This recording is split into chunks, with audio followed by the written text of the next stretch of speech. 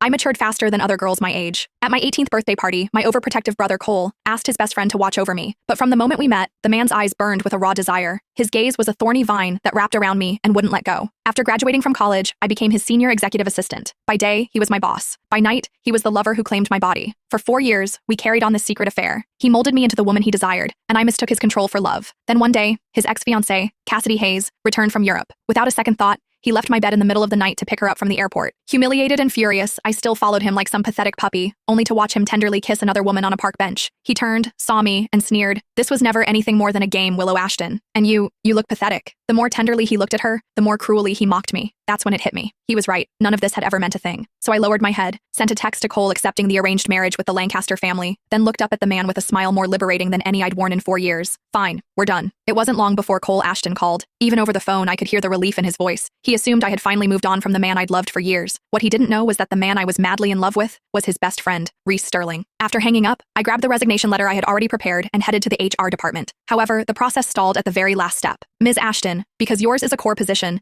an exit within the week requires the CEO's personal signature for approval, the HR director said, an apologetic look on her face. Of course, Reese. Even now, at the very end, I couldn't escape him. I clutched my phone, walked to the end of the empty hallway, and dialed the number I knew by heart. The phone rang for what felt like an eternity. Just as I thought it would go to voicemail, the call connected. But the voice that answered wasn't his deep timbre. It was a woman's, light and unfamiliar. Hello? Looking for Reese? He's in the shower. In the shower. The words were 1,000 poison needles lancing through my chest. Despite this, years of professional training kept my voice steady, almost detached. Never mind. Thank you. I hung up before she could say another word. The dark screen reflected my pale, drawn face. Less than 2 minutes later, my phone buzzed violently. I stared at Reese's name on the screen for a few seconds, took a deep breath, and answered. What is it? His tone was all business, cold and distant. Just last night, this same man had been on top of me, whispering my name like a prayer. My knuckles whitened around the resignation letter. Mr. Sterling, I have a personnel change document that requires your signature. He let out a low, then added as an afterthought. Oh, right. Come by later and pack up your things. Cassidy is moving in. My place on the west side is empty. You can move in there. His tone was infuriatingly casual, a thin veil for his patronizing pity. I promised Cole I'd take care of you. 4 years ago, he'd drunkenly pulled me into his bed and made me his mistress. 4 years later, to make room for the rightful lady of the house, he was offering me a new cage, cloaking it as a duty to his best friend. The sheer audacity of his kindness was laughable. That won't be necessary, Mr. Sterling, I said, forcing a smile. I'm an adult. I can take care of myself. Once he signed the letter and I completed the final handover, our absurd 4-year charade would be over for good. And me? I was getting married. Morning sunlight streamed into the hotel room as I opened my eyes. For the first time in years, I felt more clear-headed than I ever had waking up beside Reese. I called an Uber and returned to the ocean view penthouse I had inhabited for 4 years. The moment I stepped inside, however, I thought I was in the wrong house. The minimalist space that had once been ours was now drowning in opulent, unfamiliar decor. In a corner, all my personal belongings were piled up like trash, a heap of what I had once cherished. The out-of-print book of poetry Reese had given me lay desecrated, pages scattered, the imprint of a stiletto heel marring its cover beyond recognition. Reese was standing by the floor-to-ceiling